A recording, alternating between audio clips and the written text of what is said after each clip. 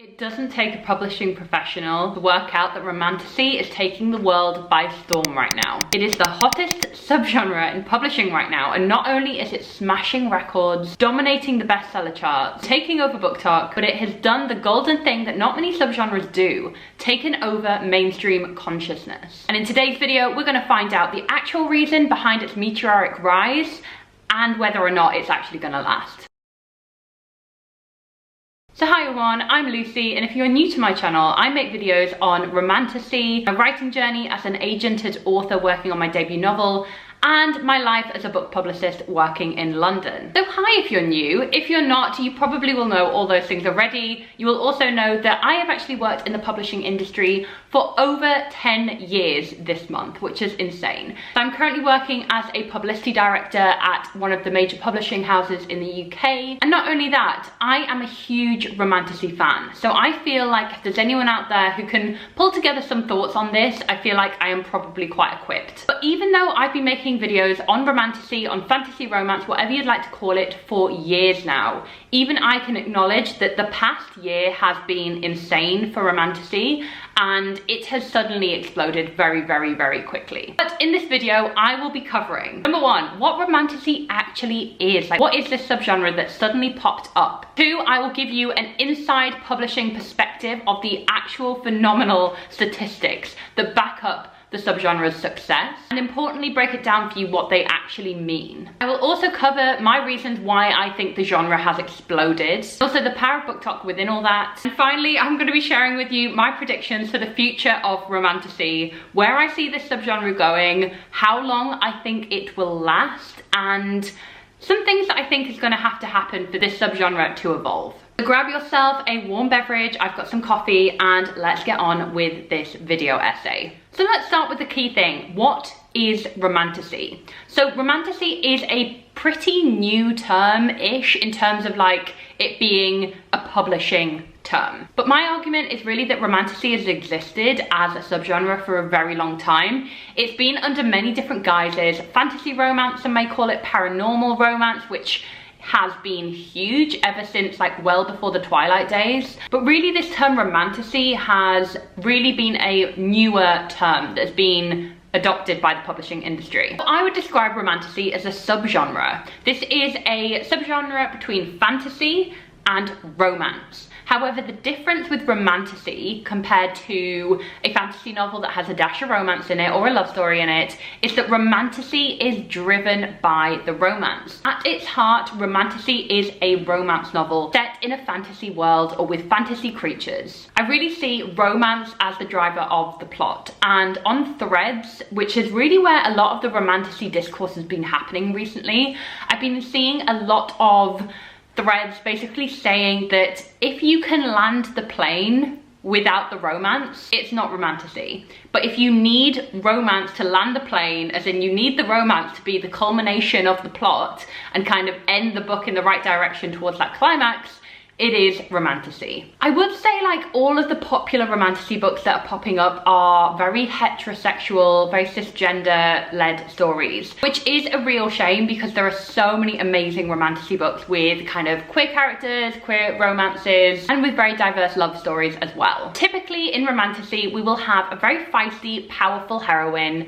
who usually falls for a very brooding, dark hero. In the case of something like A Court of Thorns and Roses, we see a human girl fall in love with a fairy king or lord. And in something like Fourth Wing, we see two humans fall in love, but they are surrounded by a dragon college, a dragon riders college. So there doesn't always have to be a romance with someone who is like of a fantasy race or something like that, like a fairy or a vampire, but those are also common as well. Sometimes it just needs to be set in a fantasy world, and that does not need to include magic. That is also a key thing. So like the Bridge Kingdom series by Danielle L. Jensen, this does not include any magic, and this is just a fantasy world like Game of Thrones or The Lord of the Rings, but without any magic, and it is just a romance between two people in a fantasy world. That to me is also romantasy. Another popular characteristic of romantasy is the use of tropes. Now, tropes are hugely popular at the minute, mainly because of BookTok. I've always loved tropes because I feel like I know I'm going to probably enjoy a book if it's got something like enemies to lovers in it, forced or arranged marriage, or forced proximity. Those are kind of my like key tropes that I just love reading about. But those tropes are very common in romantasy. Enemies to lovers is just having its moment right now. Grumpy Sunshine's always very fun, with like one of the pairing who is very like positive and uplifting and funny, and the other one who's just like grumpy and dark. That's often a very common trope.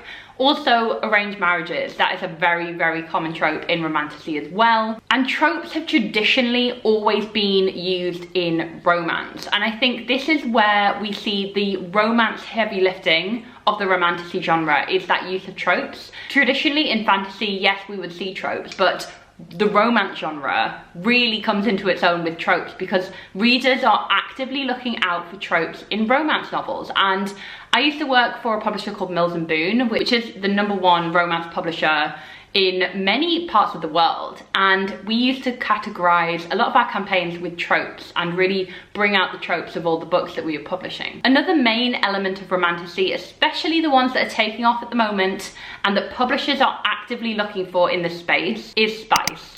Now, spice is sexual scenes, so you know, there are kind of romantic scenes on the page.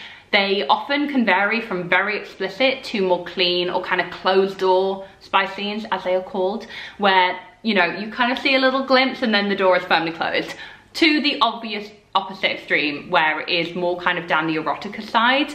I must say spice is really like, this is something publishers are really, really like adamant to find these days in romantasy. Like, if your romantasy doesn't have a decent smattering of spice and it's an adult romance, I feel like right now it's just trendy to have all that spice. I think to publishers, if when they see that, they're like, oh great, this will really shock people and it will really have people talking. Spice is really popular right now in publishing, what can I say? But then you have YA romantasy, and young adult romantasy obviously will not have all that spice. And this is another topic of conversation which I'm not going to talk about in this video, but there is a lot of discourse happening again on threads about YA and romantasy and how YA authors are being expected to put spice in their YA books. And that's not okay, especially if it's a YA book. Like, you're not going to have big levels of spice. You're not going to have like really saucy scenes on the page at every turn, because these are not marketed to adults. But there's another debate. You can battle it out in the comments. Should YA have spice? But anyway, we're going to go back to the topic at hand. To conclude my what is romantasy section of this video, basically romantasy is a subgenre, fantasy and romance. And romance is the driving force of the plot. So really, the plane cannot land without the romance. It is a key component to the entire plot. So let's get on to my next topic of conversation, my next point of this argument, which is how has romantasy entered the mainstream? So I would say it has become mainstream due to a few authors who are breaking records in this genre. You will have heard of them. They are predominantly Sarah J Maas and Rebecca Yarros. Let's talk about the actual success and the actual sales figures behind these authors first. Sarah J Maas is the author of the Throne of Glass series, which is definitely romantasy in the sense that like the romance is a very big part of the plot. But A Court of Thorns and Roses, which is her fairy romance series, is really the romance series that has taken off for her. She has also written the adult Crescent City series, which again is romantasy. It is quite heavily focused on the romance. And all three of these series have done very, very well for her, because in total they have sold over 38 million copies worldwide. Now, in publishing speak, that is a hell of a lot of copies. Now, I've been a fan since the first Throne of Glass book, so being able to see her huge rise is incredible. Now, a little shout out, because I also filmed a video with Sarah for this channel when the first A Court of Thorns and Roses book came out. I interviewed her, so I'll leave that link down below. I've also chaired 2 of her events in the UK, so you could say I'm a bit of a Sarah J Maas superfan, but I am so thrilled that she is finding that unbelievable success worldwide, because I do really think these books deserve it. So, interestingly, I'm pulling out my stats sheet here because, according to Publishers Weekly, sales of her new and backlisted books increased 86% in the 2022 fiscal year. And this is all purely down to BookTok.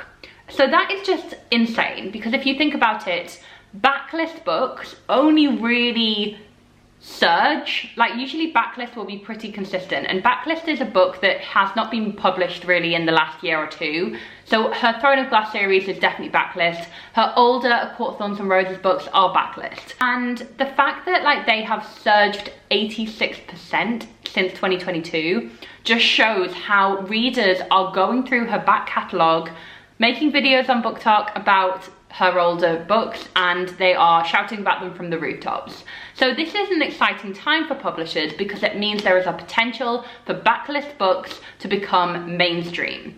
And that's really huge because backlist is really like the steady chug of profit for publishing houses. Let's get back to our stats because this is how Romantasy is shaking up the publishing industry. There have been so many brand new imprints dedicated to Romantasy in the last year or so. Now, an imprint is kind of a list. So a part of a publishing house that publishes a specific type of book. So a publishing house is kind of an umbrella company, right? And within that publishing houses, you have typically something called a division. A division is kind of like its own micro company, its own sub business. Within that you will have imprints, and they are dedicated to publishing specific types of fiction or non-fiction. So for example, you will have science fiction and fantasy imprints often within major publishing houses. And this just means that there is a focus to their list. They can really generate trade recognition and really build a specialism within that list. Now, the fact that there are dedicated Romantasy imprints popping up outside of those wider science fiction and fantasy imprints is just really publishers putting their money where their mouth is in terms of like investing in Romantasy. So Business Insider claims that Romantasy is shifting the landscape of adult publishing. So Entangled Publishing in the US created Red Tower, which is an imprint focused on new adult fantasy and science fiction romance. And the science fiction and fantasy publisher Tor also created Bramble Books, which they have launched in the UK and the US, which is a dedicated Romantasy imprint. And in terms of the UK, Midnight Collection, which is an imprint of Harper Fiction's Magpie Books. So Magpie Books is Harper Fiction's like YA arm, and they've created the Midnight Collection, which is solely Romantasy. And Mills & Boon, which is a publisher I worked for previously, they created Afterglow Books, which is an imprint dedicated to the spiciest of books. So that's just insane. Like the fact that publishers are really investing in independent Romantasy imprints, like this rarely happens, guys. Like from a publisher's perspective, this rarely happens, which shows you just how impactful Romantasy is and how much money it is generating for publishers. And this is the key things to remember. Always remember this. Publishing is a business. The main goal is to make money. So the fact that they are putting their money where their mouth is and creating all these new imprints is a sign of the times. Let's quickly talk about Fourth Wing, because I think nobody expected this. This wasn't on anyone's bingo card 3 years ago, okay? So Rebecca Yarros is a definite newcomer to the genre, but TikTok really was impactful and generated huge sales of Fourth Wing. Everyone was talking about Fourth Wing on BookTok, on Bookstagram, on BookTube. Like, we've all been talking about it, okay? We've all been contributing. And that really has created a surge in Fourth Wing sales. So the sequel to Fourth Wing, Iron Flame, that came out last autumn, so autumn 2023. Waterstone said it was the fastest selling pre-order on their website in a single day. And that's obviously including authors like Stephen King, George R. R. Martin, like all of those huge heavy hitters. And The Bookseller, which is a UK book trade magazine, said that the fastest selling science fiction fantasy title of all time was Iron Flame. Now that is insane because both Iron Flame and Fourth Wing earned over £1 million in the UK alone in the TCM, which is the total consumer market in the UK. The only 2 science fiction and fantasy books to do so. So that is just insane. Like, those figures are crazy, and Fourth Wing especially has broken a lot of records, especially here in the UK. And another fun stat from The Bookseller, science fiction and fantasy was one of the hottest categories last year with Nielsen Bookscan. So Nielsen Bookscan are basically a company who tot up every book sale that have registered with Nielsen in the UK. So Amazon, Waterstones, supermarkets, all of that is accounted for by Nielsen Bookscan, and that is what creates the bestseller charts. Science fiction and fantasy sales are up to 24% to a record £58.8 million. And that was following 2022, which was itself a record breaker. So romantasy is arguably the genre's biggest trend, yet it is hard to track forensically as it bleeds often into other categories like YA, fantasy, and general fiction. So that's like a really incredible stat as well. The fact that science fiction and fantasy is up because it does show that romantasy is having a huge effect on science fiction and fantasy as a wider genre. And it's interesting that you can't often like piece out romantasy in terms of like the Nielsen book scan figures, because romantasy isn't its own genre yet. It really is a subgenre, and it will just be either filed under romance or it'll be filed under science fiction fantasy in those kind of charts, if that makes sense.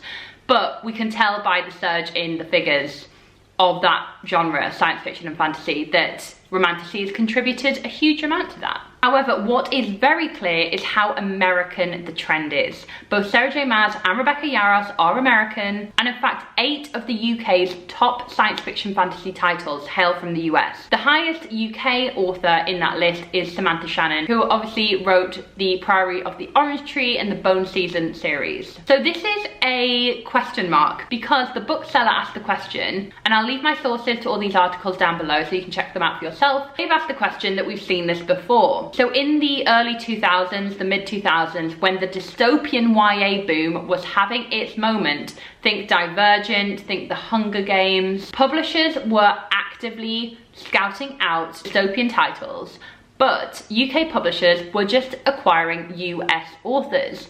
They were kind of like acquiring books from US publishers that were already showing signs of being big over there. They really invested in US authors. But then that's also an issue because really the UK needs to be investing in UK talent as well in order to get that longer tail growth and make sure that the industry doesn't just blow up on the US side and kind of fizzle out, and then that trickles over to the UK side as well. So that's something to bear in mind as well here. I also want to give a huge shout out to subscription boxes because these have also been showing just how incredible the sales of romantasy are. And they are hugely responsible for many romantasy books having bestseller status in the UK and the US. So in January 2024, tens of thousands of people joined the waiting list for Fairy Loot's new romantasy box. The company said they aim to elevate romantasy to new heights, and the book box will contain a customized special edition of the selected book in Fairy Loot's book box, with a theme card and a letter from the author. I've actually subscribed to this romantasy box, so I will definitely include in a video sometime soon and let you guys know my thoughts on the first title. But let's get on to the third part of the video. Why is this actually successful? Like, where has this come from? Why now? Why are we seeing a huge surge of romantasy in the publishing industry right now? So I've obviously done a lot of research into this. I've dived into a lot of articles, all linked down in the description bar. What's quite clear is that Kathleen Farrar, who is an editor at Bloomsbury, says that the bold heroines and strong yet nuanced female characters are really the cause of the success of the books. Kathleen Farrar says these stories have attracted huge numbers of female readers who may previously not have felt particularly welcome or catered for in the fantasy market. I really do agree with that because I do feel like a lot of women really do relate to some of these characters, and especially in Fourth Wing, seeing disability representation as well.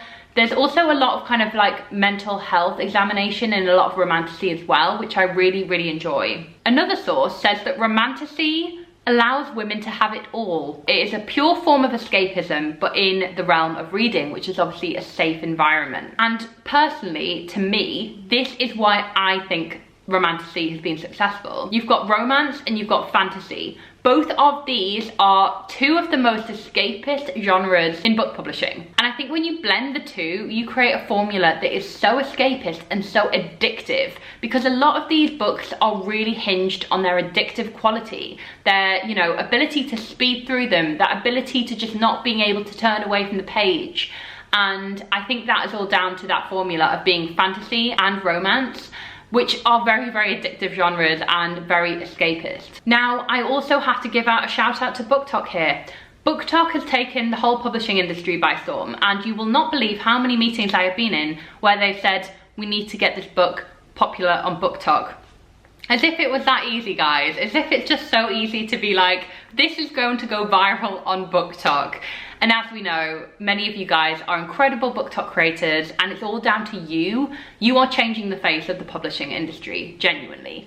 And Romantasy is a clear example of that. I think what's really helped BookTok relate to Romantasy, I think, does go back to its addictive, escapist nature. People want to tell people when they're addicted to a book, when they're loving a book. And I think the spice also helps, because BookTok is all about shocking people or getting people's attention in like 10 to 30 seconds, right? Short form content is all about how quickly can you grab the viewer's attention. And if you're making a TikTok about a book, a Romantasy book that is full of spice, has some deadly twists and turns, has a feisty main character, you've got all the ingredients there for like a video that is going to just instantly attract a viewer, and then hopefully someone will buy that book, you know? So there are so many talking points with Romantasy, lots of like easy hooks that people will immediately be curious about. Take Fourth Wing, for example. All you need to say is like a spicy dragon fantasy. Instantly you are in. Instantly you're like, oh, dragons, I kind of want to know more. Like, and spice, like what? It is a subgenre that is made for BookTok. And really, as acotar and Fourth Wing explode on BookTok, as these authors get more popular and as videos become viral on BookTok, on Bookstagram, on BookTube, what we are seeing here goes back to my beginning point of the video, is it's down to backlist. Readers, if they fall in love with a brand new frontlist title or a title that suddenly has exploded on BookTok, they will want to go back to the beginning and read their entire back catalogue. We obviously see this with other authors like Taylor Jenkins Reid. I've been reading all of her books lately and have fallen in love with her as an author. But Sarah J Maas is not a new author to the scene. She has been writing for like 10 years at least. So I think this is what's really special. It's like, is that people are going back and buying backlist titles and talking about them as if they're brand new. That is really, really helpful for the publishing industry, and also it is making Romantasy go mainstream, because you are bringing Romantasy to a mass market scale. It means readers, if they read one Romantasy book and enjoy it, will likely go back and read authors' back catalogues. They will read more widely in the Romantasy genre generally. And they'll want to dive deeper, which only brings more oxygen to Romantasy as a subgenre. So, do you want my actual opinion here? This is gonna be the controversial part of the video. The reason why I think Romantasy potentially isn't anything new, and we have seen it here before. So earlier on in this video, I mentioned paranormal romance. Authors like Nalini Singh, J.D. Ward did the Black Dagger Brotherhood series, we have Charlene Harris, we have so many authors who have been writing paranormal romance for decades. And I really want to say, guys, Romantasy is nothing new. There have been romance-led fantasy titles for decades. I do believe these books were always sniffed at and always judged, and that is something that really grinds my gears. And authors like Charlene Harris, who wrote, you know, True Blood and all of those books that are so iconic, you know, they always were sniffed at a little bit. Like, they were always kind of judged, and they were always considered a guilty pleasure. But now that we are moving from something that was a niche to mass market, and younger female characters are really being placed in the forefront here, they have definitely now caught the attention of BookTok. And as we know, BookTok, predominantly young women, and readers of Romantasy, predominantly young women. So I really don't believe Romantasy is anything new. I know personally, I've been reading Romantasy, or as I call it, fantasy romance, for years. And Romantasy is kind of a term that has really entered the modern vernacular because it's becoming more mainstream, and that's absolutely fine, and I really do think that's a good thing. But it isn't anything new, and the only thing that is new about it is the mainstream success. So we are approaching the final part of this video, which is, what is the future of Romantasy? So according to online magazine Dazed, the future of Romantasy is likely to be determined in the next couple of years, and this is why. We have yet to see whether these TV contracts, so acotar, Fourth Wing, all of these TV and film companies who've been buying the rights to these huge Romantasy titles, we are yet to see if these TV contracts will bear fruit. particularly since dragon wings and fairies take time and money to render. Basically, if these TV and film adaptations come off, we will see it explode to a new mainstream level of success. Just think about what happened when Twilight became huge, about all the kind of vampire, werewolf books that just spun off that, you know, the Vampire Diaries. We had then Divergent, we had the Hunger Games, and just think about how huge those film franchises were and how much they affected general culture. It was mega, and so there is still that potential for romantasy here that we have not encountered yet. But this is a huge if, because these projects will undoubtedly be expensive to make for film and TV production companies. So will they even be able to come off? We have been waiting, it's worth saying, a long time for this acotar TV series. I remember this first got announced years ago. And if you're relatively new to being a Sarah J Maas fan, or you're new to romantasy as a genre, we've not seen many TV and film adaptations of, you know, kind of those huge romantasy titles yet. One thing that's very true about genres and subgenres is they come and they go, they fizzle out. We must all remember the kind of like psychological thriller trend of a few years ago. And this is often because once a few titles become hugely successful, a lot of publishers try to buy very similar titles and will create very similar book covers, and you just get a market that's saturated by the exact same book and proposition. And that is what I really don't want romantasy to become, because like a lot of the huge books that have been acquired recently, at a lot of the publishing book fairs, there's been a lot of romantasy acquired, guys. Just have a look at like the Bookseller or Publishers Weekly, you will see them all. I am worried that there may be an oversaturation of the genre here, and I just hope that a lot of these books are of really brilliant quality, because then I won't be worried. I'm just worried about publishers picking up books that are very subpar quality and oversaturating the market with them, you know, because that is how genres and subgenres decline, when the quality just doesn't match up to the big players in the industry. There's also the potential here, now this is me speaking out loud, of spin-offs of romantasy. So we could see romantasy kind of being the trigger of many other different types of romantasy.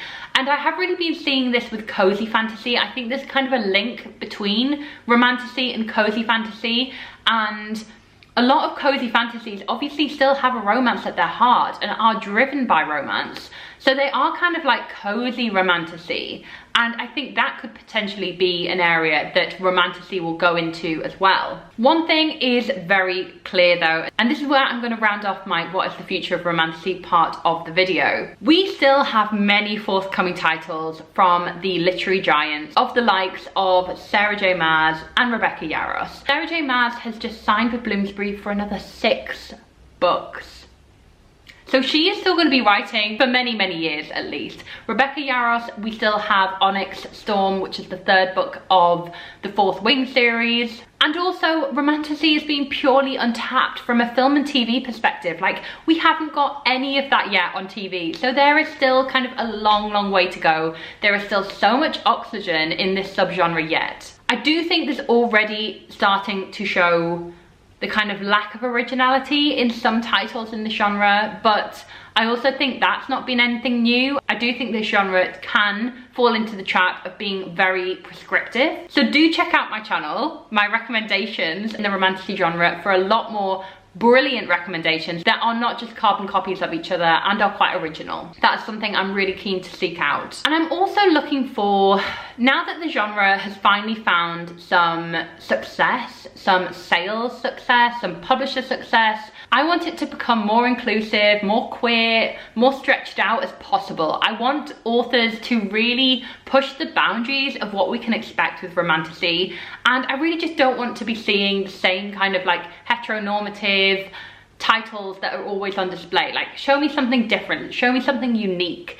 And I'm hoping that now publishers have lists to fill. Like, they have imprints now that they need regular titles publishing on. I think there's going to be a huge explosion of many more titles for publishers to acquire, and I just hope that these are unique, fun, original, and will be the next Sarah J Maas, and they'll be the next Rebecca Yarros. Regardless, romantasy is my favorite favorite subgenre. My favorite books to read are romantasy, and I am so excited to be able to make a lot more romantasy content for you because I feel like it's finally here. Us romantasy fans, like, we've been here for a long time, but our moment is here. So I'm really, really excited about that fact. So in conclusion, we are wrapping this video up because we have things to do today, but the sudden rise of romantasy can be attributed to a number of factors. To summarize, formidable power of BookTok, like you guys creating videos out there, you are at the helm of this publishing explosion. The unique appeal of the genre, the addictive nature, the immersive and escapist qualities, and of course, the sales impact of those successful titles. Like, the romantasy genre would be nothing, and it wouldn't have exploded without a select number of those winners of the subgenre, Fourth Wing, Court of Thorns and Roses, whatever it is. Like, those ones, without them, I don't think they would have pulled the genre along with them without their success. But with its compelling ability to offer an escape from everyday life, entwined with very powerful emotional connections, it is no wonder that this genre has rapidly ascended into the mainstream. And it has become a complete favourite amongst the book community. And as long as publishers put their money where their mouth is, the TV and film adaptations come to fruition, and there's some original players, original stories, and authors are breaking the boundaries of what is expected within the subgenre, I do think romantasy will be here for a very long time, and I cannot see it waning anytime soon. These publishers have lists to fill, guys, remember that. So I think romantasy is going to be here for a very long time. I will list all the articles I used for this video down in the description. Please do check me out on my socials. I'm on TikTok and Instagram at BookBellReads. And if you did enjoy this video, please do subscribe for more videos just like this. And do check out my romantasy playlist. I have tons of romantasy content on this channel. So if you like this video, you are sure to like a lot more of my other videos. Thank you so much for watching, and I'll see you very, very soon in my next video, guys. Bye.